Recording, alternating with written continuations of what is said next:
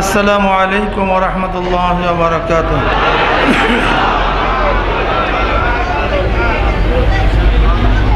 নাহমাদু ওয়া নুসাল্লি আলা রাসূলিহিল কারীম। আম্মা বা'দ, ফাআউযু বিল্লাহি মিনাশ শাইতানির রাজীম। বিসমিল্লাহির রাহমানির রাহিম।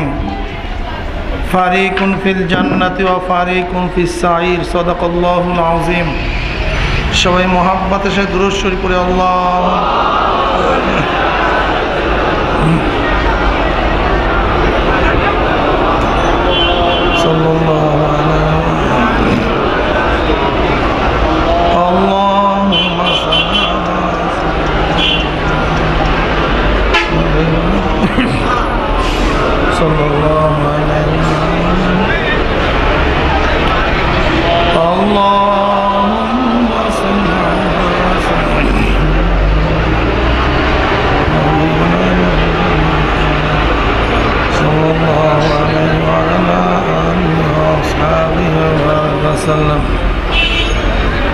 আল্লাহ পাকের শুকর।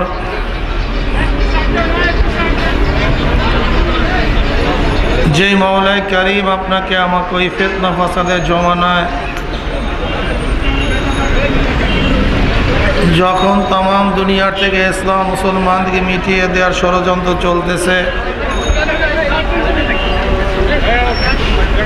তাম দুনিয়ার মধ্যে ইসলাম মুসলমান থাকবে কি থাকবে না এই প্রশ্নের সৃষ্টি হয়েছে। যেই জমানায় মানুষ নেকের কাজ ছাড়তেছে, গুনার কাজ ধরতেছে, শুধু গুনার কাজ ধরেই না বরং গুনার কাজে প্রতিযোগিতা শুরু করছে, কে কার আগে জাহান্নামে যাবে। সবাই বলি নাউযু বিল্লাহ। যেই জমানায় মানুষ নেকের কাজে আশ্চর্য হয়, গুনার কাজে স্বাভাবিক থাকে,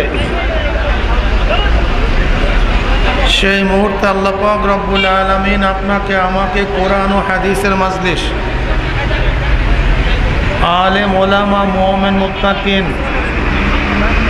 জাকিরিন শাকিরদের দামি এক গুরুত্বপূর্ণ মাজলিসে আসার বসার বলার শোনার তৌফিক আল্লাহ পাক দান করছেন। এর জন্য শুকরিয়া আদায় সবাই বলে আলহামদুলিল্লাহ।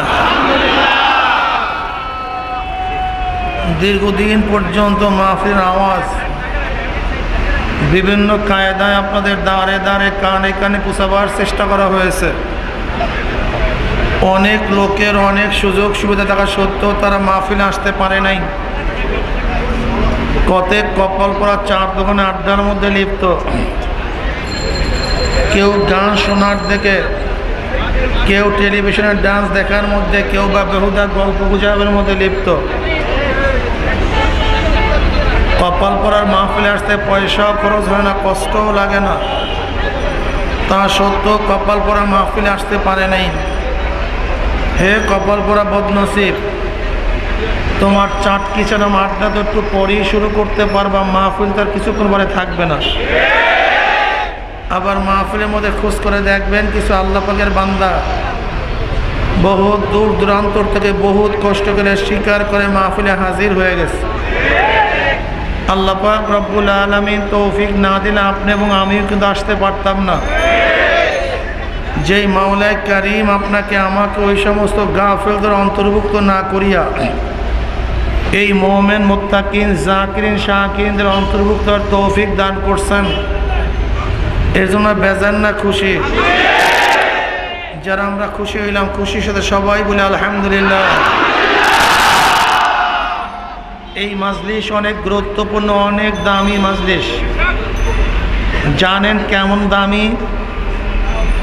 وعن أبي هريرة رضي الله تعالى عنه قال قال رسول الله صلى الله عليه وسلم إن لله ملائكة يطوفون في الطرق يلتمسون أهل الذكر فإذا وجدوا قوم يذكرون الله تعالى تنادوا هلموا إلى حاجتكم فيهبونهم بأذنتهم السماء الدنيا فيسألهم ربهم عز وجل وهو أعلم منهم ما يقول عبادي تقول يسبحونك ويكبرونك ويحمدونك ويمجدونك يقول الله عز وجل هل رأوني يقولون لا والله ربي ما رأوك يقول كيف رأوني يقولون لو أنهم رأوك كانوا أشد لك عبادة وأشد لك تمجيدا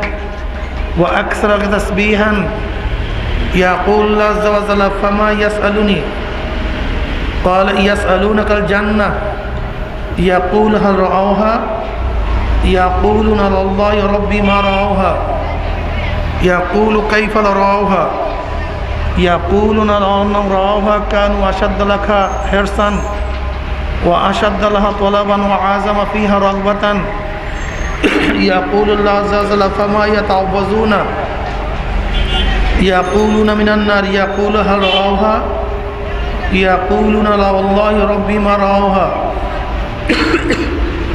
يقول كيف رأوها يقولون لو أنهم رأوها كانوا أشد لها مخافة وأشد منها فرارا يقول الله عز وجل أشهدكم أني قد غفرت لهم يقول الملك من الملائكة فيهم فلان ليس منهم إنما جاء لحاجة يقول الله عز وجل هم الجلساء لا يشكى جليسهم رواه البخاري أو كما قال النبي عليه الصلاة والسلام ভাই মাইকওয়ালা পিছনের মাইকের শব্দটা কমায়া দেন পিছনের শব্দ কমায়া দেন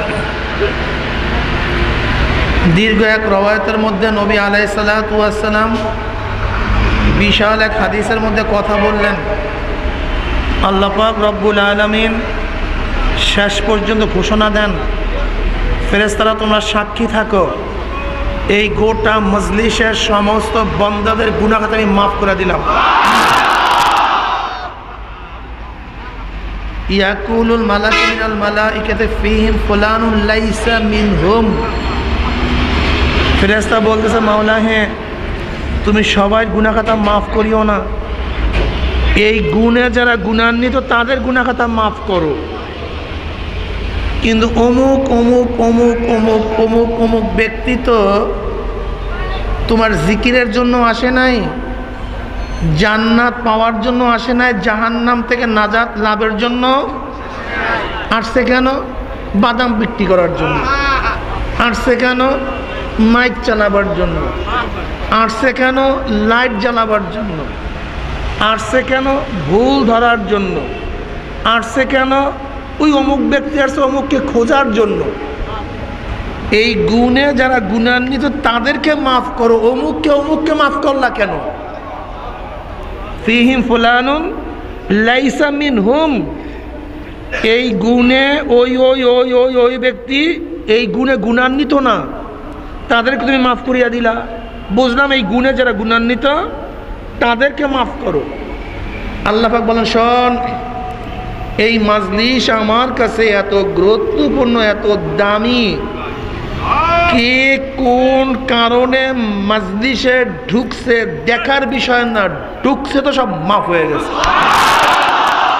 এরকম হয় না ভাই আপনি দাওয়াত পান নাই পোষাবাড়ের বরযাত্রীর দাওয়াত পান নাই কাট নাই কিন্তু বরযাত্রীদের সাথে আপনি ঢুকে গেছেন খানার টেবিলে বৈশা গেছেন এখন কি আপনার কাছে কাঠ খোঁজ করবে নাকি তোমার কাঠ আছে কি নাই ঢুকছো বসছো খানা হাজির হয়ে গেছে কি কথা ঠিক না এর উদাহরণ নাই ধানের মধ্যে চিটা আছে চিটাগুলি আলাদা করলে কয় টাকায় বিক্রি হবে চাউলের মধ্যে চাউলের রঙের পাথর আছে আলাদা করলে কয় টাকায় বিক্রি হবে কিন্তু চিটাগুলি যদি ধানের সাথে জড়িয়ে থাকতে পারে ধানের দরে চিটা বিক্রি, ওই পাথরগুলো যদি চাউলের সাথে জড়িয়ে থাকতে পারে চাউলের দরে পাথর বিক্রি। আমাদের কোনো দাম নাই, আমরা গুনাহগার, নালায়েক, নাফরমান। এখানে হাজারো আল্লাহওয়ালা আছে। আল্লাহ পাক রব্বুল আলামিন তাদের উপরে যখন রহমত নাজেল করবেন আমাদেরকে মাহরুম করবেন না, আল্লাহ পাক আমাদেরকে মাফ করে দিবেন। মাজলিস খুব গুরুত্বপূর্ণ, দামি। ছোট্ট একটা আয়াত তেলাওয়াত করছে, একেবারে ছোট। উপসংহার, নতিজা, রেজাল্ট কি? আল্লাহ পাক কালামে পাকের মধ্যে ফরমান, ফারিকুন ফিল জান্নাতি ওয়া ফারিকুন ফিস সাইর। গোটা দুনিয়ার মানুষ প্রথম দুই ভাগে ভাগ, একদল আস্তিক আর একদল নাস্তিক। আস্তিক যারা সৃষ্টিকর্তা মানে, নাস্তিক যারা সৃষ্টিকর্তা মানে না। আস্তিকদের মধ্যে হিন্দুরাও আস্তিক, খ্রিস্টানরাও আস্তিক, ইহুদিরাও আস্তিক, শিখেরাও আস্তিক, বৌদ্ধরাও আস্তিক। আবার আস্তিকের মধ্যে বহুত পার্থক্য আছে। কেউ একই আল্লাহকে মানে, কেউ আল্লাহকে মানে কিন্তু একজন মানে না। কেউ মানে 3 জন, কেউ মানে 2 জন, কেউ মানে 33 কোটি দেবদেবী। কি কথা ঠিক না? আবার এক আল্লাহ মানার মধ্যেও অনেক ভাগ আছে, আছে কি নাই? আমি সেই দিকে যাব না। এই মাজলিসের মধ্যে আমরা সব একই ডিজাইনের, একই ধরনের লোক না। কেউ এখানে ধনী, কেউ গরিব, কেউ শিক্ষিত, কেউ মূর্খ, কেউ আওয়ামী লীগ, কেউ বিএনপি, কেউ জাতীয় পার্টি, কেউ জাসদ, কেউ ন্যাপ, কেউ বাসদ, কেউ হক, কেউ বেদাত। অনেক ডিজাইনের লোক একই মাজলিসের মধ্যে আমরা আসি, কিন্তু মৃত্যুর পরে গ্রুপ 2টা।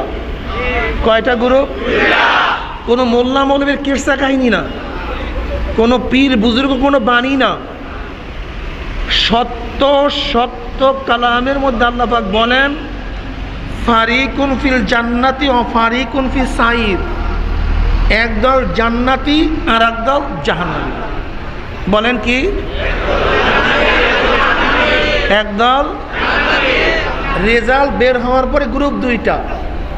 কেউ পাস, জোরে বলেন। আবার পাস করার মধ্যে ক্যাটাগরি আছে। কি আছে ভাই? কেউ গোল্ডেন A+, কেউ A+, কেউ A, কেউ B, কেউ C। কি কথা ঠিক না? আমরা সবাই লঞ্চের যাত্রী, কিন্তু ক্যাটাগরি আছে কি নাই? কেউ VIP, কেউ VVIP, কেউ ফার্স্ট ক্লাস, কেউ সেকেন্ড ক্লাস, কেউ থার্ড ক্লাস, কেউ সাধারণ যাত্রী। কি কথা ঠিক না? যদিও একসাথে সবাই লঞ্চের যাত্রী, কিন্তু সবার স্থান তফকা এক না। আমরা সবাই ঢাকায় থাকি, সে সদরঘাট, কথা বলেন না কেন, গুলিস্তান রাস্তায়, গুলশান বনানী, গণভবন, সবাই ঢাকায়, কিন্তু সবার জায়গায় এক জায়গায় না। ঠিক জান্নাতের মধ্যে এরকম অনেক তফকা হবে। এর জন্য জান্নাত 8টা। কি কথা ঠিক না? সবাই জান্নাত, কিন্তু সবার জায়গায় এক জায়গা না। কথা বুঝাতে পারি না। সবার জায়গা এক জায়গায় না। জান্নাতে যাবেন ঠিকই, কিন্তু তফকার মধ্যে পার্থক্য। কেমন পার্থক্য জানেন নাকি? আল্লাহ নবীর ছোট্ট একটা হাদিস শোনেন। নবী আলাইহিস সালাতু ওয়াস সালাম ফরমান, এক জান্নাতের মধ্যে আর এক জান্নাতির মর্যাদার পার্থক্য হবে দুনিয়ার থেকে যেরকম তারকাগুলি পার্থক্য। কি ছোট পার্থক্য না, অনেক পার্থক্য। ঠিক এক জান্নাতির মধ্যে আর এক জান্নাতির মর্যাদার এইভাবে পার্থক্য হয়ে যাবে। সবাই বলেন সুবহানাল্লাহ। আমরা সবাই জান্নাতে যাইতে চাই না ভাই? সবাই যাইতে চাই তো। মাত্র 2টা জিনিস লাগবে। কয়টা জিনিস? মাত্র 2টা। আমার বক্তব্য না, আল্লাহ পাক নিজে বলেন, ইন্নাল্লাযীনা আমানু ওয়া আমিলুস সালিহাতি কানাত লাহুম জান্নাতুল ফিরদাউসি নুজুলা। নিশ্চয়ই যারা ঈমান আনার পরে নেক আমল করবে আল্লাহ পাক রব্বুল আলামিন তাদেরকে জান্নাতুল ফেরদাউস দিয়ে দিবে। কয়টা জিনিস ভাই? ঈমান ও জোরে বলেন বলেন ঈমান ও নেক আমল।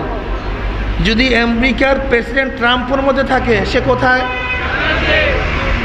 জোরে বলেন না কেন? আইনস্টাইনের মধ্যে, বিল গেটের মধ্যে, শেক্সপিয়ারের মধ্যে, আমাদের প্রাইম মিনিস্টার, রিক্সাওয়ালা, ঠেলাওয়ালা, কুলি মজদুর, ভেদাভেদ নেই। প্রেসিডেন্ট হোক, প্রাইম মিনিস্টার হোক, দুনিয়ার ধনী হোক, বড় শিক্ষিত হোক, গরিবের চেয়ে গরিব হোক, এই দুইটা গুণ যার মধ্যে থাকবে ঈমান ও নেক আমল, সেই মাওলার জান্নাতে চলে যাবে।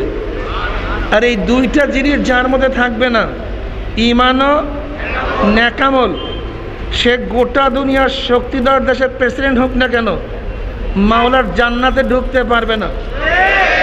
সে বিল গেটস গোটা দুনিয়ার ধনীদের শ্রেষ্ঠ ধনী হোক না কেন মাওলার জান্নাতে ঢোকার কোনো সুযোগ নেই। সে আইনস্টাইন গোটা দুনিয়ার বিজ্ঞানীদের গুরু হোক না কেন মাওলার জান্নাতে ঢুকতে পারবে না। সে শেক্সপিয়ার গোটা দুনিয়ার সাহিত্যের সম্রাট হোক না কেন মাওলার জান্নাতে ঢুকতে পারবে না।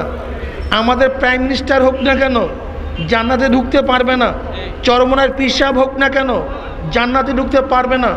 মুহাদ্দিস মুফতি হোক না কেন ঈমান ও নেক আমল ব্যতীত মাওলার জান্নাতে ঢোকার কোনো সুযোগ নেই।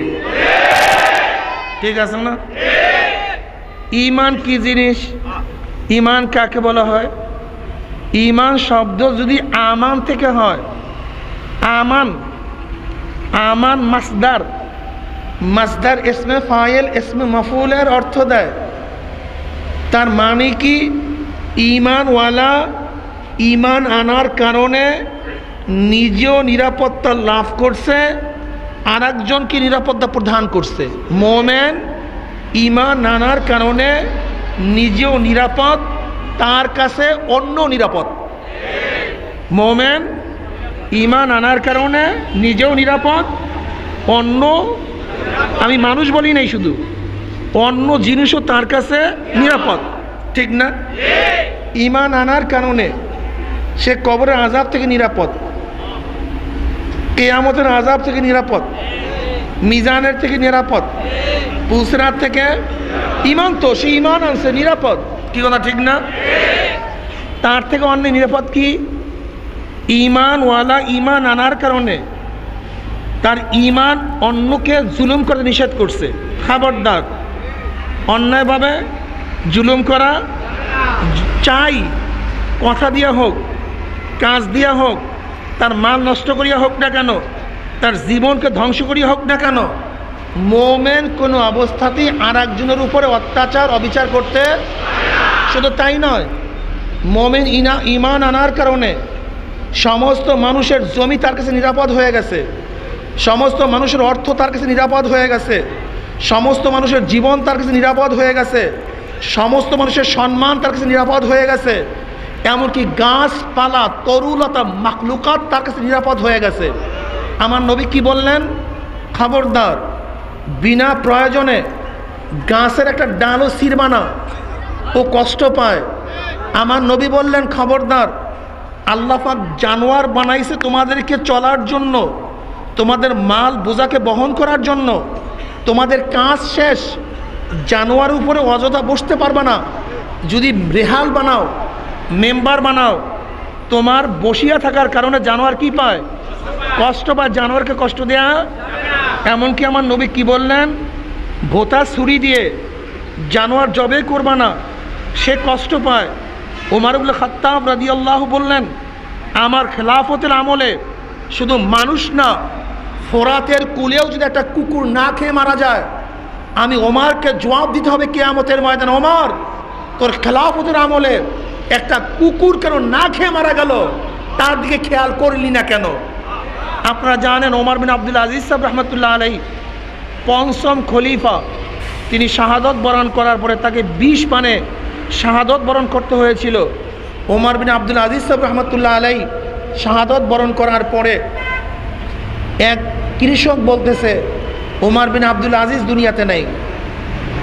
ওমর বিন আব্দুল আজিজ বললেন কিভাবে?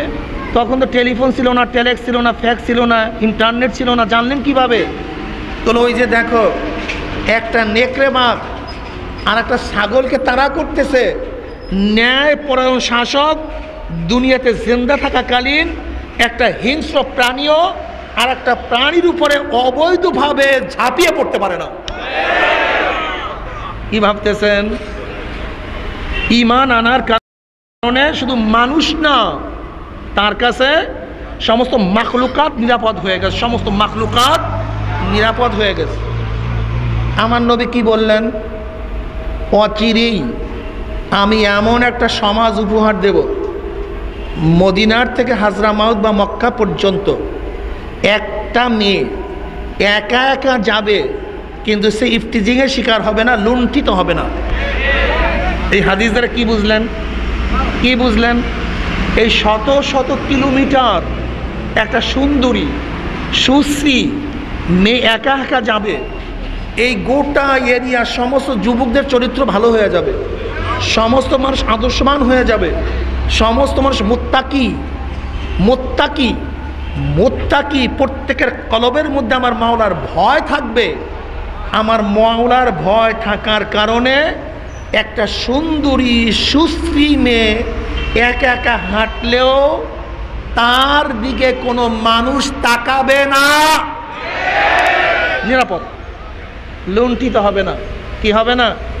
এই গোটা এরিয়ার মানুষ সব দরিদ্র সীমার উপরে চলে যাবে, যেহেতু অর্থ আছে পকেটের মধ্যে, পরের অর্থের দিকে তাকাবে না, সব ধনী হয়ে যাবে, আদর্শবান হয়ে যাবে, সব ভালো হয়ে যাবে।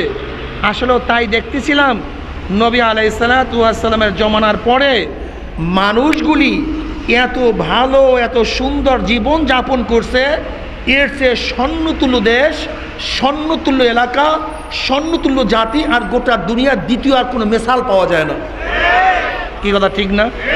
প্রিয় ভাইয়েরা আমার খুব ভালো মতো বুঝতে হবে, ঈমান আনার কারণে মোমেন আরেকজনকে গালি দিতে পারে না, থাপ্পড় দিতে পারে না, তার মাল নষ্ট করতে পারে না, কোনো মেয়ের ইজ্জত হরণ করতে পারে না। দেখেন, আমরা শুধু আইন করি, আইনের মাধ্যমে মানুষকে ভালো বানানো যায় না যতক্ষণ চরিত্র গঠন না হবে। চরিত্র গঠন ছাড়া মানুষকে ভালো বানানো যায় না। আজকে ইফটিজিং বন্ধ করার জন্য সরকারের কত প্ল্যান, কত পলিসি, এরপরও মানুষ ইফটিজিং শিকার হয় কি হয় না? কারণটা কি ভাই? কারণটা কি? আল্লাহ পাক রব্বুল আলামিন ইফতিজিংয়ের কথা অনেক আগেই বলছেন, ইয়া আইয়ুহান নাবিয়্যু কুল লিআজওয়াজিকা ওয়া বানাতিকা ওয়া নিসাইল মুমিনিনা ইউগনিনা আলাইহিন্না মিন জালাবিবিহিন্না যালিকা আদনা ইউরাফনা ফালা ইউযাইনা ওয়া কানাল্লাহু গফুরার রহিমা। হে নবী, আপনার স্ত্রীদেরকে হুকুম করেন, আপনার মেয়েদেরকে হুকুম করেন, মুমিন কন্যাদেরকে আদেশ করুন, তারা যখন রাস্তায় জরুরতের ক্ষেত্রে বের হবে, খবরদার তারা যেন তাদের চাদর দিয়ে বোরখা দিয়ে চেহারাকে আবৃত করে নেয়, বোরখা পরে বের হয়। দুইটা ফায়দা হবে, যালিকা আদনা ইউরাফনা, এর পরিচয় লাভ করতে সুবিধা হবে। এটা ভদ্র মেয়ে, কুলীন, শালীন, এ সেজে পুড়ে কোনো যুবকের চরিত্রকে ধ্বংস করার জন্য নামে নাই, কোনো প্রয়োজনে রাস্তায় বের হয়েছে, এই একটা পরিচয় পেতে সুবিধা হবে। আর একটা কি? ফালা ইউযাইনা, তাকে উত্ত্যক্ত করবে না, সে ইফতিজিংয়ের শিকার হবে না। কোরআনের ভাষা, ইফতিজিংয়ের শিকার। যেহেতু কোরআন বলছে খাস পর্দা করলে ইফতিজিংয়ের শিকার, আমি চ্যালেঞ্জ দিলাম স্ট্যাটিস্টিক্সের ছাত্ররা যারা পরিসংখ্যানে পড়াশোনা করেন, যখন গরুর মধ্যে অ্যানথ্রাক্স আসে, আমরা দেখি অ্যানথ্রাক্সের কত ইনফ্লুয়েঞ্জা কোন কোন গাভীর মধ্যে, গরুর মধ্যে ঢুকছে। যখন বার্ড ফ্লু আসে, আমরা দেখি কত পার্সেন্ট পাখির মধ্যে এই ইনফ্লুয়েঞ্জা ঢুকছে। আমিও চ্যালেঞ্জ দিলাম 1 কোটি 5 কোটি খাস পর্দানিসীন মহিলা, যারা খাস পর্দানিসীন, যাদেরকে শরিয়ত পর্দানিসীন বলে, এরকম 5 কোটি মেয়েকে গণনা করো, ইনভেস্টিগেশন করো, অবজারভেশন করো। আমি চ্যালেঞ্জ, এই 5 কোটি মেয়ের মধ্যে একটা খাস পর্দা মেয়ে ইফতিজিংয়ের শিকার হতে পারে না। তাহলে কোরআন মিথ্যা হয়ে যায়। ইফতিজিং বন্ধ করতে চান, সবাইকে খাস পর্দায় করিয়া দেন। ইফতিজিং আর কোনো দিন হবে না, সব বন্ধ হয়ে যাবে। এইটাই কোরআনের ভাষা। কি কথা ঠিক না? দেখেন, গোটা দুনিয়ার সরকারের আইন আর আল্লাহর আইনের মধ্যে পার্থক্য আছে। কি পার্থক্য? আল্লাহ পাক মদকে হারাম করার সাথে সাথে মদের পাত্রকে হারাম করে দিচ্ছে। কারণটা কি? ওই মদের পাত্র যদি হারাম না করে, ওই মদের পাত্র দেখলেই তার মধ্যে মদের নেশা চলে আসবে। শুধু মদই হারাম না, মদের পাত্র ব্যবহার করা হারাম। আল্লাহ পাক জেনাকে কি করছেন? কি বলছেন? ওয়ালা তাকরাবু জেনা, জেনার কাছেও যায়ও না। কারণ আল্লাহ পাক আমাদেরকে সৃষ্টি করছেন, এই ব্যাটারি যে ইঞ্জিনিয়ার সৃষ্টি করছেন, এই অ্যাম্প্লিফায়ার, এই মেশিন যে ইঞ্জিনিয়ার সৃষ্টি করছেন, সে জানে এর অ্যাম্পিয়ার কত, এর ভোল্টেজ কত, এর পাওয়ার কত, নেগেটিভ কোন জায়গায়, পজিটিভ কোন জায়গায়। যদি খোদা না কাস্তা ন্যাকের টান হয়, সব ধ্বংস হয়ে যাবে। ইঞ্জিনিয়ার জানেন, যদি ফাইজলামি করিয়া তুমি বলো ব্যাটারির এইটা নেগেটিভ, এই যে পজিটিভ, এইটাও সীসার, এইটাও সীসার, একই মেটাল, দেখতে এক ডিজাইন, সব এক ধরনের, কাজে নেগেটিভের জায়গায় পজিটিভ, পজিটিভের জায়গায় নেগেটিভ লাগলে অসুবিধা কোথায়? একই তো মেটাল, একই তো জিনিস। শোনো, ফাইজলামি করতে যাও না। যদিও বাহ্যিক দৃষ্টিতে সব একই দেখায়, কিন্তু যদি ইঞ্জিনিয়ারের কথা ব্যতীত নেগেটিভের জায়গায় পজিটিভ, পজিটিভের জায়গায় নেগেটিভ লাগাও, কিছুক্ষণ পর দেখবা সব ধোঁয়া উঠতে আসে, কিছু চলবে না। এই গোটা দুনিয়া সৃষ্টি করছেন আল্লাহ, আমাদেরকে সৃষ্টি করছেন আল্লাহ। আমার কলবের অবস্থা, আমার মেধার অবস্থা, আমার চরিত্রের অবস্থা, আমার আদর্শের অবস্থা কে জানেন? তোমার 6 বছর পর্যন্ত এক জ্ঞান ছিল, 6 থেকে 10 বছর পর্যন্ত এক জ্ঞান ছিল, 10 থেকে 20 বছর পর্যন্ত এক জ্ঞান ছিল, 20 থেকে 30 বছর পর্যন্ত এক জ্ঞান ছিল, 30 থেকে 40 পর্যন্ত এক জ্ঞান ছিল, 60-এর পরে আর এক জ্ঞান। যখন তুমি বড় হইতেছো জ্ঞান বাড়তেছে, বুড়া যখন হইতেছো জ্ঞান লোপ পাইতেছে। এই কথা ঠিক না? ঘুম থেকে ওঠার পরে মেজাজ এক ধরনের, না ঘুমাইলে মেজাজ ভিন্ন ধরনের, কোনো রাগারাগি হইলে মেজাজ ভিন্ন ধরনের। যখন মেজাজ ঠিক থাকে না, তখন আমার কথাবার্তাও ঠিক থাকে না। কাজী তুমি যদি তোমার জেহেন দিয়া ধরে নেন, আমাদের অবস্থা কি জানেন নাকি? আমাদের অবস্থা জানেন? ধরে নেন আপনি বলতেছেন, হুজুর রুমালটা কয় ফিট? আমি বললাম রুমালটা 4 ফিট হবে। কয় ফিট হবে? আপনি বলছেন না হুজুর রুমাল তো 5 ফিট। রুমাল কয় ফিট? ঝগড়া সৃষ্টি হয়েছে। কী হয়েছে? 4 ফিট না? এর সমাধানের পদ্ধতিটা কি হবে? মারামারি করি, আপনি আমি মারামারি করি, আমার স্বাস্থ্য ভালো, আপনার স্বাস্থ্য দুর্বল, মাইরে আমি জিতিয়া গেলাম। যদি আমি জিতি তাহলে কি 5 ফিট রুমাল 4 ফিট হবে? তাহলে মারামারি সমাধান না। তাই ভোটাভুটি করি, যার পক্ষে ভোট বেশি পড়বে তার পক্ষে রায় হবে। আপনারা এখানে আসছেন, আমাদের ভক্তবৃন্দ সবাই হুজুরের একসা দিয়ে ভোট দিয়ে গেলেন। আপনারা যদি ভোটে আমাকে জিতাইয়াও দেন, তাহলে কি 5 ফিট রুমাল 4 ফিট রুমালকে 5 ফিট রুমালকে 4 ফিট হবে? তাই মারামারি পদ্ধতি না, ভোটাভুটি কি নিতে হবে? জোরে বলেন। সেই মাপকাঠি নিলাম রবারের। কিসের? আপনার দিকে টান দিলে, আপনার দিকে সাইডে দিলে 1 হাত, টান দিলে 10 হাত। আচ্ছা, এরকম মাপকাঠি দিয়ে যদি কিয়ামত পর্যন্ত রুমাল মাপি, তাহলে কি সমাধান হবে? কেমন মাপকাঠির দরকার? এমন এক মাপকাঠি যেটা স্থির, অস্থিতিশীল মাপকাঠি দিয়ে রুমাল মাপলে হবে না, মারামারি করলেও হবে না, ভোটাভুটি করলেও হবে না। এর জন্য কার্ল মার্কস মাউসুদ্দিনের মারামারিতে সমাধান নাই, আব্রাহাম লিঙ্কনের ভোটের মধ্যে সমাধান নাই। নাস্তিকদের নিজের যেই মাপকাঠি রবারওয়ালা, আমাদের মাথা কোনওয়ালা, ছোটবেলায় এক জ্ঞান, বড় হইলে আর এক জ্ঞান, স্ত্রীর সাথে রাগারি হইলে আর এক জ্ঞান। কি কথা ঠিক না? কেসে বললে আর এক জ্ঞান। এই যেই জ্ঞান বাড়ে কমে, এই বাড়া কমা জ্ঞান দিয়া দুনিয়ার সমস্যার সমাধান হবে না। এমন এক মাপকাঠি নিতে হবে, এমন এক ক্যাটালগ নিতে হবে, যেই ক্যাটালগ পারেও না কমেও না, সেই ক্যাটালগ হল আল কোরআন আল হাদিস। কি বলা ঠিক না? নয়তো কি হবে বলেন তো? নয়তো ডারউইনের থিওরির মতো এককাল পর্যন্ত বলবেন অসহায় বানরের গোষ্ঠী ছিল। ডারউইনের থিওরি এক সময় ছিল, 250 বছর পর্যন্ত চলতেছিল। কি 250 বছর? 1-2 দিন না। সমস্ত মানুষ বিশ্বাস করছে সূর্য স্থির, দুনিয়া ঘোরে, সূর্য ঘোরে না। এই থিমের বয়স কত বছর? 250 বছর। আবার বিজ্ঞানীরা চিন্তা করছে, না রে ভেজাল তো বাঁচছে। বলে কি? না রে, দুনিয়াও ঘোরে, সূর্যও ঘোরে। তা দেখেন, মানুষের থিম ঘোরে, মানুষের গবেষণা ঘোরে, মানুষের থিওরি ঘোরে। এই ঘোরা থিওরি দিয়া দুনিয়া ঘুরতে পারে, তুমিও ঘুরবা, কিন্তু মানুষ কোনো স্থিতিশীল হবে না। এর জন্য আল কোরআন হলো ঘোরে না। সেই ঘোড়াবিহীন কোরআন দিয়ে যদি মানুষকে শাসন করা হয়, গোটা দুনিয়ার মানুষ জান্নাতে থাকতে পারবে। কি কথা ঠিক না? সাম্যবাদীরা নিজেরা স্লোগান দেয় দুনিয়ার মজদুর, এক হও, বিপ্লব হয়ে গেল রাশিয়ার মধ্যে। অথচ রাশিয়ার প্রেসিডেন্ট যেই পালঙ্কে ঘুমায়, সেই দেশের ফকিরকে সেই পালঙ্কে ঘুমায় নাকি?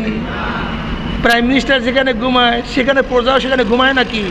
সাম্যবাদ ইসলামের মধ্যে। কিসের মধ্যে? জোরে বলো। আমরা প্রতিদিন 5 বার সাম্যবাদের প্র্যাকটিক্যাল নমুনা দেখাই। 5 বার ঢোকো মসজিদের মধ্যে। কোথায়? তোমার মালিক তোমার পিছনে, গোলাম সামনের কাতারে। গোলাম কোথায়? মালিক। মালিকের অধিকার নাই, গোলাম তুই পিছনে আয়, আমি সামনে যাবো, এই অধিকার মালিকের নাই। সব সমান। সাম্যবাদ। সাম্যবাদীরা কিসের স্লোগান দাও? আমরা তো প্র্যাকটিক্যাল সাম্যবাদের ট্রেনিং দেই, তুমি তো স্লোগান দাও। গোলাম কি সমান? এখানে কোনো পার্থক্য না, সব আল্লাহর গোলাম। তুই আবার কোন ছাতা? সব আল্লাহর গোলাম, তুই কোন ছাতা? শুধু তাই নয়, সেজদার সময় মালিকের পাও গোলামের পায়ের সাথে লাগিয়ে গেছে, ওই থেকে থাপ্পড় টাপ্পড় দেবে নাকি? অধিকার নেই, কোনো অধিকার নেই। সব সমান। জানো কেমন সময় ইসলাম কি শিক্ষা দিছে? ওমর ইবনে খাত্তাব রাদিয়াল্লাহু তাআলা সিরিয়া বিজয়ের সময়, সংক্ষিপ্ত বলবো, ইসলাম বুঝলামও না, জানলামও না, বোঝার চেষ্টাও করি না। সমস্যা এখানে।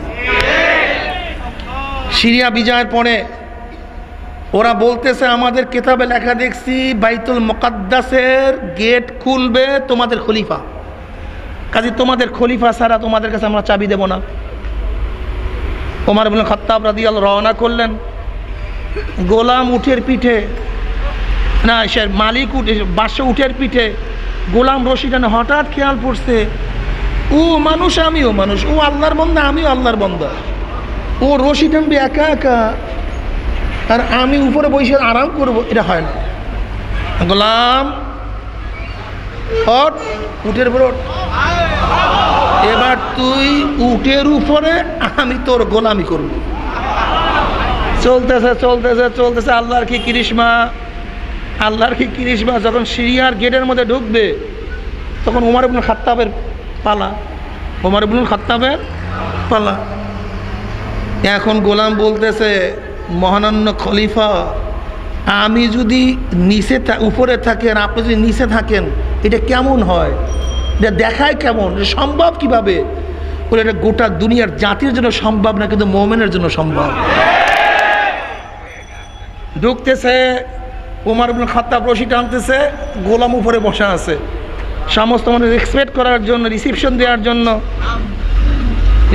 দেওয়ার জন্য ওই গোলাম যে উপরে আছে তাকে প্রস্তুতি গ্রহণ করছে। ওখানের গভর্নর বলতেছে, আরে তোমরা ভুল করতেছো, যে উপরে আছে সে হলো গোলাম, আর যে রশি টানে সে হলো খলিফাতুল মুমিনিন। ইসলাম বুঝলামও না, বুঝাইতেও পারলাম না। যাই হোক, ঈমান আনার কারণে মোমেন নিজেও নিরাপদ, অন্য সব নিরাপদ। ইসলামের মধ্যে টেররিজম নাই, সন্ত্রাসবাদ ইসলামের মধ্যে এগুলি নাই। ইসলামের মধ্যে এগুলি নাই। বরং ইসলাম তো দুনিয়াতে আসছি এই সমস্ত ধ্বংস করার জন্য। কি কথা ঠিক না? আমি চরমনের মাহফিলে বলছিলাম, দেখেন ডাকাইতের চুরি আর ডাকাইতের চুরি আর ডাক্তারের চুরি এক চুরি না। ডাকাইতের অস্ত্র আর পুলিশের অস্ত্র এক অস্ত্র না। কি কথা ঠিক না? মুসলমানদের জিহাদ আর সন্ত্রাসবাদ, এই জিহাদ নামে যারা সন্ত্রাস চালাও, তুই নিজেও ক্ষতিগ্রস্ত, তুই ইসলামকে ধ্বংস করছো, মুসলমানকে ধ্বংস করছো, দেশকে ধ্বংস করছো। শয়তান কোথাকার শয়তান, পরিকল্পিত সব ইহুদি খ্রিস্টানদের দালালের গোষ্ঠী।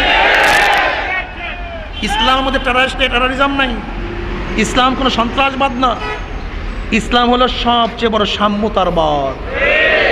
750 বছর পর্যন্ত দেখেন, 750 বছর পর্যন্ত 5 বছর উম্মতের শাসন করছে মুসলমানরা, কিন্তু একটা মন্দির ভাঙ্গার কোনো ইতিহাস নাই। হযরত বাদশাহ আলমগীর জিন্দাপীর রহমাতুল্লাহ আলাই, তিনি 5 বছর উম্মতের সম্রাট ছিলেন 50 বছর। কয় বছর? চরম একজন দরবেশ, অধিক দরবেশ, মারাত্মক দরবেশ। কেমন দরবেশ জানেন? মোল্লা জিয়ুন রহমাতুল্লাহ ইন্তেকালের পরে ওসিয়াত করলেন, আমার জানাজার নামাজের ইমামতি ওই ব্যক্তি করবে যার আসরের আগের নফল 4 রাকাত নামাজ কোনোদিন কাজা হয় নাই। কত আলেম, কত পীর, কত বুজুর্গ ইমামতির মুসাল্লায় দাঁড়াবার সুযোগ পায় না, সাহস পায় নাই। দাঁড়ায় গেছেন কে? জিন্দাপীর আলমগীর রহমাতুল্লাহ আলাই। এত বছর শাসন করার পরেও কোনোদিন একটা মন্দিরের উপরে তিনি আঘাত করেন নাই। কি কথা ঠিক না? এই যে বাবরি মসজিদের ইতিহাস জানেন নাকি? এইটা কিন্তু বাদশাহ বাবর করে নাই, বাবরি মসজিদ করছে কিন্তু বাদশাহ আলমগীর। কে করছে? ইতিহাস কি? অযোধ্যার গভর্নর ছিল ইব্রাহিম কোতোয়াল।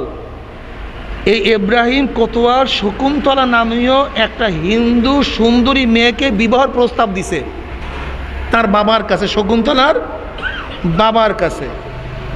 এখন শকুন্তলার বাবা খুবই চিন্তিত, আমি হিন্দু, গভর্নর তো মুসলমান, তার কাছে আমার বিবাহ দিব কীভাবে? খুব চিন্তিত, ভারাক্রান্ত মন নিয়া যখন বাড়িতে ঢুকছে, শকুন্তলার চেহারার দিকে তাকাই বলতে পারছে যে বাবা খুব চিন্তিত। আব্বু আপনি চিন্তিত কেন? বললেন মা আমার তোমার কাছে বলবো না। তোমার কাছে বললে ফায়দা কি? না বলেন না কি হয়েছে? বললেন না তোমার কাছে বলবো না। অনেক পিড়াপিড়ি করার পরে বলতেছে এই ঘটনা। তাহলে আপনি কোনো চিন্তা করিয়েন না, আমার জন্য পুরুষদের পোশাক নিয়ে আসিয়েন এবং তেজস্বী একটা ঘোড়া নিয়ে আসিয়েন। তাই আনা হইল। বাদশাহ আলমগীরের নিয়ম ছিল প্রতি শুক্রবার দিল্লি জামে মসজিদে নামাজ আদায়ের পরে এরকম প্রজারা সারিবদ্ধ দাঁড়ায় যাইত। বাদশাহ আলমগীর তাদের প্রজাদের অভিযোগ নিজের কানে শুনতেন, এটা তার রুসুম ছিল। এরকম সারিবদ্ধভাবে সবাই দাঁড়ায় গেছে, শকুন্তলাও পুরুষের পোশাক পরিয়া সেই লাইনের মধ্যে দাঁড়ায় গেছে।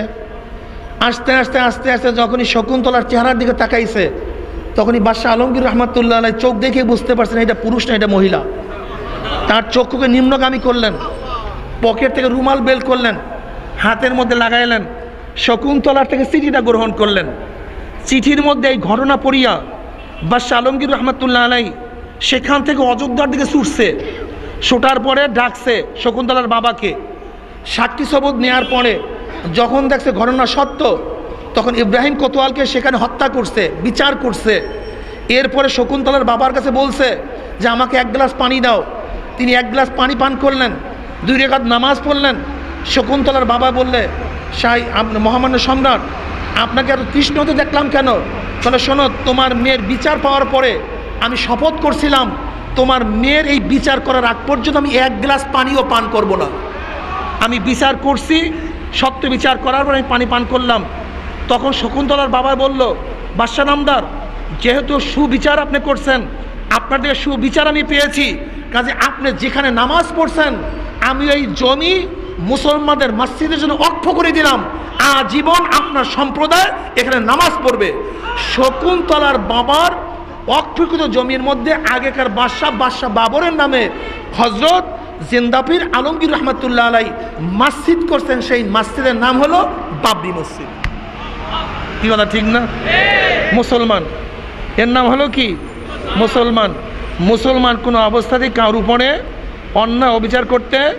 আর একটা উদাহরণ দেই, আপনারা জানেন বাদশাহ আকবর দ্বীন এলাহি কায়েম করছে, তার ছেলে বাদশাহ জাহাঙ্গীর সেই দ্বীন এলাহির প্রবক্তা ছিল।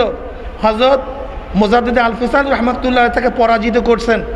মুজাদ্দিদ আল ফিসানি রহমাতুল্লাহ আলের কাছে বাদশাহ জাহাঙ্গীর বয়াত নিলেন, তার শিষ্যত্ব গ্রহণ করলেন, খাঁটি মুসলমান হলেন। বাদশাহ জাহাঙ্গীরের স্ত্রীর নাম হইল জাহানারা, অনেক সুন্দরী সুচিরি। একদিন সে মাথা আশ্রাইতে আছে, হঠাৎ একটা হিন্দু পাগল তার রুমের মধ্যে ঢুকছে। ঢোকার সাথে সাথে তার স্ত্রী তাকে হত্যা করছে। জাহানারা তাকে কী করছে? হত্যা করছে। ওই পাগল তার অভিভাবকরা বাদশাহ জাহাঙ্গীরের কাছে এই বিচার দিছে। বিচার দেওয়ার পরে বাদশাহ জাহাঙ্গীর নিজের স্ত্রীর ব্যাপারে রায় দিছে, যাও আল কতল বিল কতল, আমার স্ত্রীকে হত্যা করে দাও, আমার স্ত্রীকে। অথচ তৎকালীন জমানায় মানুষ হত্যা করা তো একটা পান্তাবাদের পানিও ছিল না, এটা কোনো বিষয় ছিল না। কি কথা ঠিক না? আপনারা জানেন বাদশাহ আকবর পানিপথের যুদ্ধে, বাদশাহ আকবরের পানিপথের যুদ্ধে কত হিন্দু মারা গেছে তার কোনো শেষ নাই, কোনো সীমা নাই। আপনারা দেখবেন আগে হিন্দুরা চিঠি লেখার পিছনে ৭২ একটা শব্দ লাগতো। চিঠির পিছনে কি লাগতো? ৭২। জানেন এটা কিসের সংকেত? এটা হলো পানিপথের যুদ্ধে কত হিন্দু মারা গেছে তার কোনো হিসাব কিতাব নাই, কিন্তু শুধু ব্রাহ্মণ যে মারা গেছে সেই ব্রাহ্মণদের পৈতার ওজন হয়েছে ৭২ মণ, পৈতার ওজন। এর জন্য হিন্দুরা সেই স্মৃতি আবৃত্তি করতে গিয়া সব সময় চিঠির পিছনে ৭২ শব্দটা লেখিয়া দিত। যাই হোক, আমি যেটা বলতেছিলাম, ইসলাম গ্রহণ করার পরে, ঈমান আনার পরে বাদশাহ জাহাঙ্গীর নিজের স্ত্রীর ব্যাপারে রায় দিয়ে দিয়েছে, তাকে কতল করে দাও। তখন ওই অভিভাবকরা বলছিল, আপনার বিচারে আমরা সন্তুষ্ট হয়েছি, ওই ব্যক্তি ছিল পাগল, কাজে আপনার স্ত্রীকে আমরা মাফ করে দিলাম। এর নাম মুসলমান, এর নাম ইসলাম। ইসলাম বুঝাতেও পারি নাই, বুঝিও নাই, জানিও না। ঈমান, ঈমান এক জিনিস। আর একটা কি জানি জান্নাতে যাওয়ার জন্য লাগবে ভাই? জোরে বলেন। নেক আমল কই? নামাজ কই? রোজার কথা কই? পর্দার কথা কই? জিকিরের কথা কই? জাকাতের কথা কই? দানের কথা কই? বলছে ঈমান ও নেক আমল। নেক আমল সম্পর্কে জানতে হবে কি হবে না? জোরে বলেন, জানা দরকার আছে কি নাই? আল্লাহর নবীর 23 বছরের জিন্দেগি কয় বছর? না মক্কি, না মাদানি, না হিজরাতি, না জিহাদি, না তাসকিয়া, না জিকিরি, না তালিমি, না দানি, বরং 23 বছরের জিন্দিগি। 23 বছরের জিন্দিগিতে যাহা কিছু করছে, যাহার থেকে নিষেধ করছে, সব কিছু করা, সব জিনিস থেকে নিজেকে বাঁচাইয়া রাখার নাম নেকামল। কয় বছরের জিন্দিগি? আল্লাহ নবী নামাজ পড়ছে কি পড়ে নাই? নামাজ পড়া নেকামল। রোজা রাখার নাম নেকামল। জিকির করার নাম নেকামল। সদকা করার নাম নেকামল। তালিম করছে, তালিম করার নাম নেকামল। আল্লাহর হাবিব কান্নাকাটি করছে, কান্নাকাটি করার নাম নেকামল। আল্লাহর হাবিব গরিবকে সাহায্য করছে, বিধবাকে সাহায্য করছে, একজন এতিমকে সাহায্য করছে। আল্লাহর হাবিব আলাইহিস সালাতু ওয়াস এতিমদের মাথার মধ্যে সুন্দর হাত বুলাইয়া দিতেন। গরিবদেরকে আল্লাহর হাবিব আলাইহিস সালাতু ওয়াস সালাম কত কিছু দান করতেন। কি কথা ঠিক না? আল্লাহর হাবিব আলাইহিস সালাতু ওয়াস সালামের জিন্দেগিতে যাহা কিছু করছে, জিনার থেকে নিষেধ করছে, জিনা না করার নাম নেকামল। মদ পান করার থেকে নিষেধ করছে, মদ পান না করার নাম নেকামল। জুলুম করতে নিষেধ করছে, জুলুম না করার নাম নেকামল। অন্যায়ভাবে কাউকে হত্যা করতে আল্লাহর হাবিব বলছে, যদি কোনো ব্যক্তি কাউকে হত্যা করে অন্যায়ভাবে, সে যেন গোটা দুনিয়ার মানুষকে হত্যা করলো। কি কথা ঠিক না? জোরে বলেন নাউজুবিল্লাহ। আত্মহত্যা করা সম্পূর্ণ হারাম। যে ব্যক্তি নিজে নিজে আত্মহত্যা করবে তার জন্য জান্নাত হারাম, জাহান্নাম ওয়াজিব হইয়া যাবে। এই যে আত্মঘাতী হামলা, সবগুলি জাহান্নামী। ইসলামের এখানে কোনো গুঞ্জাইশ নাই। এমনকি এক যুদ্ধের ময়দানে এক সাহাবী আঘাত খাইতে খাইতে খাইতে খাইতে বিষাক্ত তীরের তলোয়ারের আঘাত খাইতে খাইতে মাটির মধ্যে লুটাইয়া পড়িয়া গেলেন। আল্লাহর হাবিব বলেন ওই ব্যক্তি জাহান্নামী। ওই ব্যক্তি কি? সাহাবারা চিন্তা করছে আশ্চর্য, আশ্চর্য, এত যুদ্ধ করে এরপর জাহান্নামী কেন? একজন সাহাবী তার পিছনে লাগলেন। দেখেন তিনি যুদ্ধ আঘাত সহ্য করতে না পারিয়া যখন মাটির মধ্যে লুটাইয়া পড়ছে, তখন নিজের খঞ্জর উঠাইয়া নিজেকে হত্যা করছে। ওই অবস্থাতেও নিজেকে নিজে হত্যা করা জায়েজ নাই। যুদ্ধের ময়দানে, জিহাদের ময়দানে আঘাতে আঘাতে সহ্য না করতে পারিয়া নিজের খঞ্জর দিয়া সেই সময়ও নিজে যদি হত্যা করে হয়, আত্মহত্যা করে, তাহলে কোথায় যায়? সে জাহান্নামে চলে যায়। যদি এটা যুদ্ধের ঘটনা হয় তাহলে এমনি এমনি যদি আত্মহত্যা করে, এর সাথে ইসলামের কোনো সম্পর্ক আছে? এর সাথে ইসলামের কোনো সম্পর্ক নাই। আসলে ইসলামকে ধ্বংস করার জন্য ইহুদি এবং খ্রিস্টানরা এই পদ্ধতি আবিষ্কার করছে। কোনো মুসলমান সন্ত্রাস না, কোনো মুসলমান সন্ত্রাস হইতে পারে না, কোনো মুসলমান কার উপরে জুলুম করতে পারে না যেখানে কোনো মানুষকে অন্যায়ভাবে কথা দিয়ে আঘাত করা জায়েজ নাই। কথা দিয়া সেখানে খুন করা, তাকে হত্যা করা, এটি ইসলামের মধ্যেই নেই। কি কথা ঠিক না? ইসলাম বোঝার চেষ্টা করি, ইসলাম বুঝি না, বরং ইহুদি খ্রিস্টানরা মিডিয়ার মাধ্যমে ইসলামকে গোটা দুনিয়ার মধ্যে সন্ত্রাসী বানাবার জন্য যেই চক্রান্ত সৃষ্টি করছে, আমরাও সচেতন। ওদের চক্রান্তের মধ্যে আমরা কোনোদিন পড়ব না। কি রাজি আছেন ইনশাআল্লাহ? এ মুসলমান বাবারা, যদি ঈমান এবং আমল নিয়ে মৃত্যু আসার খেয়া পড়িয়াই যাইতে পারেন, যেমন পরিত্যক্ত লাশ, লাশের কোনো পরিচয় নেই, ওসি সাহেব দারোগা পাঠাইছে, উনি ইনভেস্টিগেশন করছে, ওসি সাহেব জিজ্ঞাসা করে দারোগা সাহেবের কাছে কি পাইছো? বলে স্যার একটা মোবাইল পাওয়া গেছে, একটা ডায়েরি পাওয়া গেছে, এই রঙের জামা পাওয়া গেছে। ওই সনদ তো ধরিয়া ধরিয়া লাশের পরিচয় পাওয়া যায়। এই লাশটা অমুক জেলার, অমুক থানার, অমুক ইউনিয়নের, অমুক গ্রামের, অমুক ব্যক্তির লাশ। কি কথা ঠিক না? যদি শনাক্ত দেখিয়া দেখিয়া পরিত্যক্ত বেওয়ারিশ লাশের পরিচয় পাওয়া যায়, ঠিক আল্লাহ পাকের মোমেন বান্দা বান্দি যখন মৃত্যু আসার খেয়া পড়িয়া যাবে, ইনভেস্টিগেশন অফিসার ফেরেশতাদের কাছে আল্লাহ পাক প্রশ্ন করবে, ফেরেশতারে মৃত্যুর সময় আমার বান্দার কাছে তোরা কি পাইছো? অমনি ফেরেশতারা বল, মাওলারে মৃত্যুর সময় তোমার বান্দার মাথার মধ্যে একটা টুপি পাওয়া গেছে। আর কি পাইছো? মাওলারে মৃত্যুর সময় তোমার বান্দার মুখের মধ্যে দাড়ি পাওয়া গেছে। আর কি পাইছো? মৃত্যুর সময় তোমার বান্দার গায়ের মধ্যে সুন্নতি একটা জামাও পাওয়া গেছে। আর কি পাইছো? তার পকেটের মধ্যে একটা তসবিহও পাওয়া গেছে, মেসওয়াকও পাওয়া গেছে। আর কি পাইছো? তার কপালের মধ্যে তোমার কুদরতি পায়ের মধ্যে বারবার সেজদা দেওয়ার চিহ্ন পাওয়া গেছে। আর কি পাইছো? তার জবানের মধ্যে মৃত্যুর সময় তোমার নামের জিকির জারি পাওয়া গেছে। অমনি আমার মাওলা বলবে, হ্যাঁ পরিচয় পাওয়া গেছে, কিন্তু সব আমার খাস বন্দার আলামত। আমার বন্দা খাস হওয়া ব্যতীত কারোর জবানের মধ্যে মৃত্যুর সময় জিকির জারি থাকতে পারে না। আমার খাস বন্দা ব্যতীত কেউ নামাজ পড়তে পারে না। আমার খাস বন্দা ব্যতীত কেউ কলবের মধ্যে আমার ফিকির থাকতে পারে না। এ ফেরেশতারা খবরদার, আমার বান্দা কবরের মধ্যে আসবে, ওয়াফরুশুল ফানাশা মিনাল জান্নাহ ওয়াল বিসু মিনাল জান্নাহ, আমার বান্দা বান্দির গায়ের মধ্যে জান্নাতের পোশাক লাগাইয়া দে, ওর কবরটাকে জান্নাতের বিছানা দিয়া বিছাইয়া দে, আমার নবীর রওজার সাথে একটা সুরাকার রাস্তা করিয়া দে। ফেরেশতারা মান হাজার রজুল, ফেরেশতারা প্রশ্ন করে, এই ব্যক্তি বলো, এই ব্যক্তিকে, আমার নবীকে দেখাই বলবে এই ব্যক্তিকে।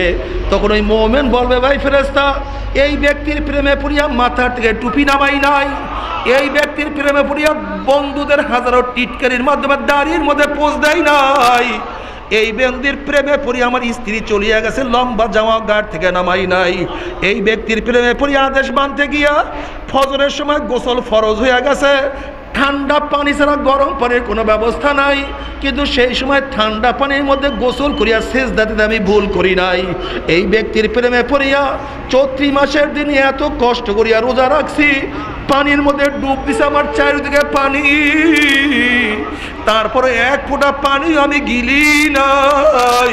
এই যে আমার নবী জনাব মুহাম্মদুর রাসূলুল্লাহ সাল্লাল্লাহু আলাইহি ওয়াসাল্লাম অমনি আমার মাওলার ডাক দেওয়া সদাকা দিয়ে আমার বান্দা সত্য কথা বলছে, গোটা কবরটা জান্নাতের বাগিচা হয়ে যাবে। যত দূর আল্লাহ পাকের মুমিন বান্দা বান্দা তাকাইবে গোটা এরিয়াটা সব খোলাসা হয়ে যাবে। এই বছর হাজার হাজার বছর কবরের সময় চলিয়া যাবে, কোন জায়গার থেকে কখন চলিয়া গেছে আল্লাহ পাকের মুমিন বান্দা বান্দির কোনো হুঁশও থাকবে না। এরপরে কিয়ামতের ময়দানে উঠবে। আল্লাহ পাক কালামে পাকের মধ্যে ফরমান, ইয়াউমা লা ইউখজিল্লাহুন নাবিয়্যা ওয়াল্লাযীনা আমানু মা নূরুহুম ইয়াসা বাইনা আইদিহিম ওয়া বিআইমানিহিম ইয়াকুলুনা রব্বানা আতমিম লানা নূরানা ওয়াগফির লানা ইন্নাকা আলা কুল্লি শাইইন কাদির। আল্লাহ পাকের মুমিন বান্দা মানে কিসের কিয়ামতের ময়দান, কিসের মিজান, কিসের পুসরাত হুশ নাই। তাদের ডাইনে নূর, বামে নূর, সামনে নূর, নূরের মধ্যে দৌড়াইব আমার মাওলাই কই, আমার মাওলাই কই। আল্লাহ তুমি কবুল করিয়া নাও। এদের মুসলমান বাবারা, পর্দালে মা রে মুমিন বাবারা, আল্লাহ না করুক, আল্লাহ না করুক গুনাহ নিয়ে যদি মৃত্যু আশা খেয়ে পড়িয়াই যাও, নাফরমান বদমাশ বেঈমান যখন মৃত্যু আসার খেয়া পড়িয়া যাবে, হঠাৎ স্বপ্নের মধ্যে দেখতে পারবে জাহান্নামের দরজা মানে টাস টাস করে খুলিয়া গেছে, জাহান্নামের আগুন ধাউ ধাউ ধাউ ধাউ করে জ্বলতে আছে। বাবারে বিপদ দেখলে মানুষের হুঁশ থাকে না। যেরকম কোনো পাগলা কুকুর যদি কাউকে তাড়া দেয় তখন ভাঙ্গার মধ্যে পড়ে না, কাঁটার মধ্যে পড়ে না, কুয়ার মধ্যে পড়ে, মানুষের হুঁশ থাকে না। কোনো উঁচা বিল্ডিংয়ের নিচের তলায় আগুন লাগলে কে কার আগে বের হবে পারাপারি করতে গিয়ে মানুষ বেশি মারা যায়। কোনো লঞ্চ ডোবা শুরু করলে কে কার আগে বের হবে পারাপারি করতে গিয়ে মানুষ বেশি মারা যায়। বিপদ দেখলে মানুষের হুঁশ থাকে না। নাফরমান বদমাশ বেঈমান যখন দেখবে মৃত্যু সময় দেখবে আজরাইলের মাথা আসমানে পাও তার জমিনে, এক হাত মাস শিকার এক হাত মাগরিবে, নীল রঙের দিঘির মতো বড় বড় দুইটা চক্ষু, তার সমস্ত পশমের গোড়া দিয়া শুধু আগুনের ঝিলকি বাইর হইতে আছে। এই অবস্থা দেখে নাফরমান রু আর বাইন হইতে চাইবে না, রুনা থর থর থর থর করে কাঁপতে থাকবে। করুণ দৃশ্যে আজরাইল আলাইহিস সালাতু ওয়াস সালামের দিকে তাকায় বলবো, ভাই আজরাইল, আমার বয়স তো মাত্র 16 বছর, আমার বয়স তো মাত্র 18 বছর, মাত্র ম্যাট্রিক পরীক্ষাতে মাইয়ে ভর্তি হইলাম, এই অল্প বয়সে তুমি আমার সামনে হাজির হয়ে যাবে, আমি কোনোদিন বুঝতেই পারি নাই। আমি ভাবতেছিলাম একটু বুড়া হইয়া তারপর মাওলার ইবাদত করব। ভাই আজরাইল, আমি মারা গেলে আমার মেয়ে এতিম হয়ে যাবে, ওদেরকে কে বিবাহের ব্যবস্থা করবে? ভাই আজরাইল, আমার নবজাত শিশু আমি মারা গেলে ওর মুখের মধ্যে কি খানা তুলিয়া দিবে? ভাই আজরাইল, এত কষ্ট করিয়া পরীক্ষা দিছে, আগামীকাল রেজাল্ট বের হবে, একটু রেজাল্ট শোনার সুযোগ দিয়া দাও। ভাই আজরাইল, এত কষ্ট করিয়া বিল্ডিং তৈরি করছি, একটা দিনও ঘুমাইতে পারি নাই, একটা দিন ঘুমাবার সুযোগ দিয়া দাও। ভাই আজরাইল, অমুক মাহফিল গিয়া নিয়াত করছিলাম নামাজ পড়ব, রোজা রাখবো, করব করব করব, করতেছে করতে করতে তুমি আমার সামনে হাজির হয়ে গেছো। ভাই আজরাইল, আমাকে একটু তওবা করার সুযোগ দিয়া দাও, আমাকে একটু ঈমান আনার সুযোগ দিয়া দাও। খোদার কসম, সারা রাত্র ঘুমাবো না, সারা রাত্র আমি ইবাদত করব, সারাদিন কিছুই খাইব না, সারাদিন রোজা রাখবো। ওয়াকুম মিনাস সলিহিন, আমি নেককার আল্লাহওয়ালা হয়ে যাবো, আমাকে তওবা করার সুযোগ দিয়া দাও। আজরাইল আলাইহিস সালাতু ওয়াস সালাম বলে, খবিস, আমার মাওলা কি কালামে পাকের মধ্যে আগেই বলেন নাই, ওয়ালা ইউআখিরুল্লাহু নাফসান ইযা জাআ আজালুহা? আমি কাউর বাড়ির দরজায় একবার নক করলে গোটা দুনিয়ার মানুষ আমাকে সরাইতে পারে না। আমি কাউর সামনে হাজির হইলে গোটা দুনিয়ার মানুষ আমাকে ভাগাইতে পারে না। আমি আমেরিকা, রাশিয়া, বুলেট কামান কিছুই ভয় করি না, আর তোকে সুযোগ দেওয়া হবে না। আজরাইল আলাইহিস সালাতু ওয়াস সালাম গোসাইয়া রুহুটার উপরে এমন জোরে থাবা মারবে, আবার তোরা কলেজার রগগুলি সিরিয়া সিরিয়া নিয়ে যাইবে।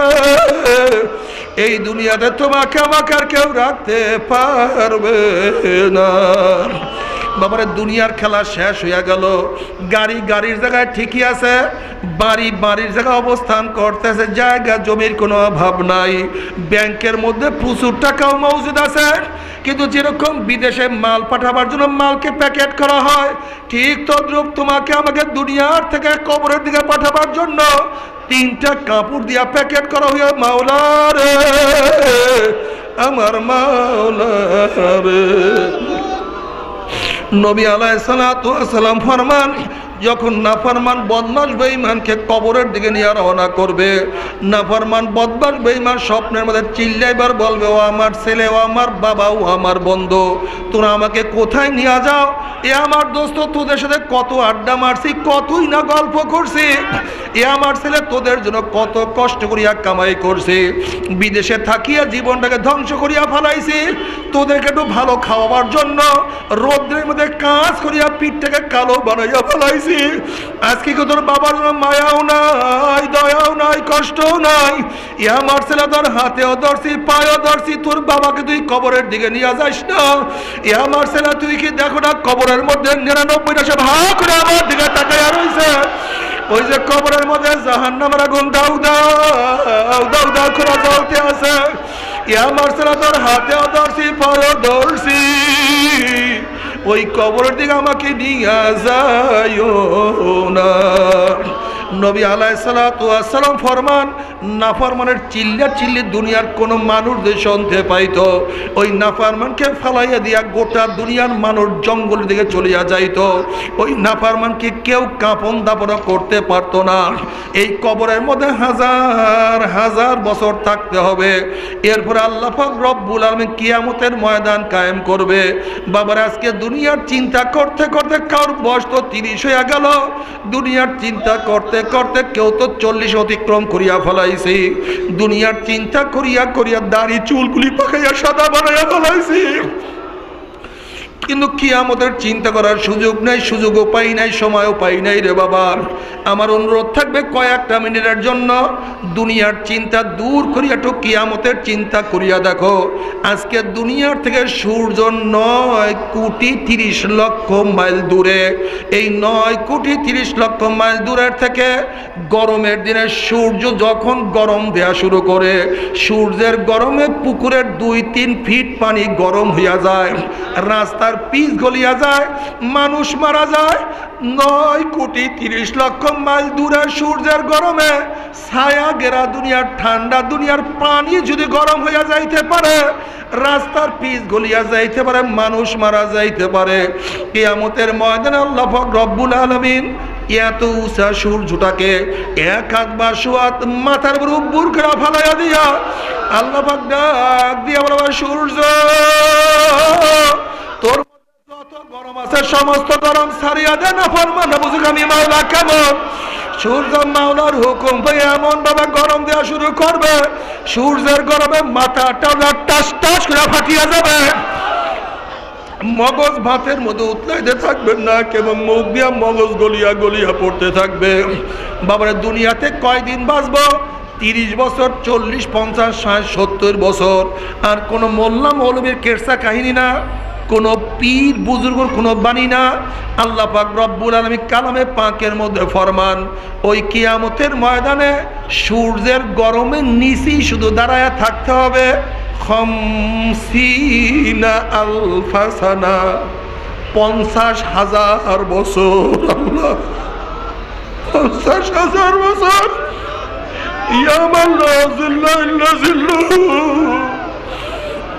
যেদিন তাবুর কোনো ব্যবস্থা নাই, গাছের কোনো ছায়ার ব্যবহার, আল্লাহ তুই মাফ করিয়া না। মুসলিম শরীফের হাদিসের মধ্যে আসছে, এক একটা জাহান্নামের গলার মধ্যে 70,000 শিকার লাগানো হবে। এক একটা শিকারের মধ্যে 70,000 ফেরেশতারা থাকবে। কিয়ামতের অবস্থা দেখিয়া বুখারী সানির মধ্যে কিতাবুত তাফসীরের মধ্যে আসছে, ওয়াকুলু ইব্রাহিম খলিলুল্লাহি নাফসি নাফসি, মুসা কালিমুল্লাহি নাফসি নাফসি, ঈসা রূহুল্লাহি নাফসি নাফসি। সমস্ত নবীরা বলবে, মাওলা আমাকে বাঁচাও, আমাকে বাঁচাও, আমাকে বাঁচাও। এই মুহূর্তে জনাবে মুহাম্মদ রাসূলুল্লাহ সাল্লাল্লাহু আলাইহি ওয়াসাল্লাম সিজদায় পড়ে বলবেন, মাওলা তোমার ইজ্জত ও জালালের কসম খেয়ে বলতে আছি, আজকে ওই জাহান্নাম আমার একটা উম্মত কাউ খাইয়া ফালায়, আমি কিন্তু তোমার হাবিব জান্নাতের মধ্যে ঢুকবো না। আল্লাহ, আল্লাহর হাবিবের দোয়া কবুল করিয়া আল্লাহ পাক বলবে, যাও জিবরাইল আমার হাবিবের কাছে পানিটুকু নিয়ে দিয়ে আসো। আল্লাহর হাবিব যখন ওই পানি জাহান্নামের গায়ে ছিটা মারবে, জাহান্নাম ক্যাত ক্যাত ক্যাত ক্যাত করে পিছনে দিয়ে সরিয়া যাবে। আল্লাহর হাবিব বলবেন, মাওলা রে যেই জাহান্নামকে লক্ষ লক্ষ ফেরেশতারা ধরিয়া রাখতে পারে না, এ আবার কোন কুদরতি পানি, কোন আশ্চর্য পানি, যেই পানি মারার সাথে সাথে জাহান্নাম পিছনের দিকে সরিয়া গেল। আল্লাহ পাক ডাক দিয়ে আমার হাবিব গো, এই পানি কোনো আশ্চর্য পানি না, কোনো কুদরতি পানি না, এই পানি হলো তোমার গুনাহগার উম্মতের চোখের পানি। আল্লাহ বাবারে, আজকে সন্তান মারা গেলে চোখের মধ্যে পানি আসে, আজকে পরীক্ষায় ফেল করলে চোখের মধ্যে পানি আসে, আজকে দুনিয়ার মামলায় পড়লে চোখের মধ্যে পানি আসে, আর আখিরাতের 5টা মামলা যে পড়িয়া গেল, ওই মওয়াতের মামলা, কবরের মামলা, কিয়ামতের মামলা, মিজানের মামলা, ওই পুসরাতের মামলার চিন্তা তো চোখে পানি আসে। আল্লাহ আল্লাহ তুমি কবুল করিয়া নাও। এরপরে আল্লাহ পাক রব্বুল আলামিন কাউকে জান্নাত, কাউকে জাহান্নাম দিয়া দিবে।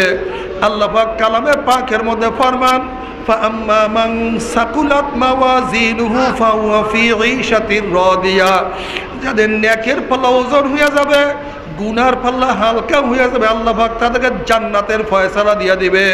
আর যাদের নেকের পাল্লা হালকা হইয়া যাবে, গুনার পাল্লা ভারী হয়ে যাবে, আল্লাহ পাক রব্বুল আলামিন তাদেরকে হাবিয়া জাহান্নামের ফয়সালা দিয়া দিবে। এখন আল্লাহ পাক নিজেই প্রশ্ন করেন, আমা আদরাকা মা হিয়া, তোমরা কি জানো হাবিয়া কোন জাহান্নামের নাম? হাবিয়া জাহান্নামের ধরনটা কি তোমরা কি জানো নাকি? এখন আল্লাহ পাক নিজেই জবাব দেন, না হাবিয়া। শোনো, হাবিয়া কেমন জাহান্নাম? কোন এক মানুষ যদি বঙ্গোপসাগরের মাঝখানে ডুব দেয়, তার ডাইনে বামে চারিদিকে পানি আর পানি ছাড়া কিছুই থাকে না। হাবিয়া এমন একটা জাহান্নাম, যার ডাইনে আগুন, বামে আগুন, উপরে আগুন, নিচে আগুন। নারুন হামিয়া, আগুনের একটা গর্ত, আগুনের একটা মটকা, আগুনের একটা কুয়া। বাবারে সহ্য করতে পারবি? ওই জাহান্নামের 1 সেকেন্ড আযাব কেউ তো সহ্য করতে পারবো না। বাবারে কেউ যদি বলতে পারো, হুজুর আমার পাও ধরলে আমি আর গুনার কাজ করব না, বাবা আমি খোদার কসম করে বলতে আছি, তুমি রিক্সাওয়ালা হও না কেন, ঠেলাওয়ালা হও না কেন, তুমি কুলি মজদুর যাই হও না কেন, সবার সামনে তোমার 100 বার পায়ে ধরতে রাজি আছি রে বাবা। তারপরেও গুনার কামের কাছেও যাইও না। বলতে পারো, হুজুর গুনার কাজ আমি করব, জাহান্নামে আমি যাব। আপনি এত ব্যস্ত কেন? আপনি কেনই বা আমার হাতে পায়ে ধরতে চান? বাবা তুমি বিচার করো। তুমি যদি কোনো পুকুরের পাড় থেকে হাঁটিয়া যাও, আর যদি দেখো পুকুরের পাড়ে কোনো একটা বাচ্চা পানি নিয়ে খেলা করতে আসে, তুমি বাচ্চাকে চেনো অথবা নাই চেনো, তুমি যদি মানুষ হইয়া থাকো, বাচ্চাকে পুকুরের পাড়ে রাখিয়াই কিন্তু যাইতে পারবা না। যখন তুমি বাচ্চাকে পানি থেকে তুলবা, বাচ্চা তোমাকে লাথি দিবে, কামড় দিবে, গালি দিবে, তখন তুমি বাচ্চাকে বলবো, বাচ্চা তুমি তো বুঝো না, তুমি পানির খেলার মজা পাইয়া পানির সাথে খেলতে আসো, বাধা দেওয়ার কারণে তুমি আমাকে লাথি দাও, কামড় দাও, গালি দাও।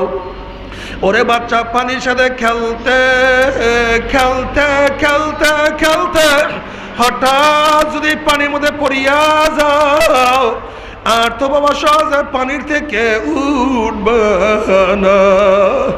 বাবারে আমরা কোরআন এবং হাদিসের দৃষ্টিতে দেখতে আছি, কতকে আল্লাহ পাকের বান্দা বান্দি নামাজ কাজায় মজা পাইয়া, রোজা ছাড়ায় মজা পাইয়া, বেপরদায় মজা পাইয়া, মদে গাজায় মজা পাইয়া, এক কথায় গুনার কাজে মজা পাইয়া জাহান্নামের কিনারায় বসে খেলা করতে আছে, আনন্দ ফুর্তি নাচা নাচির মধ্যে লিপ্ত হয়ে আছে।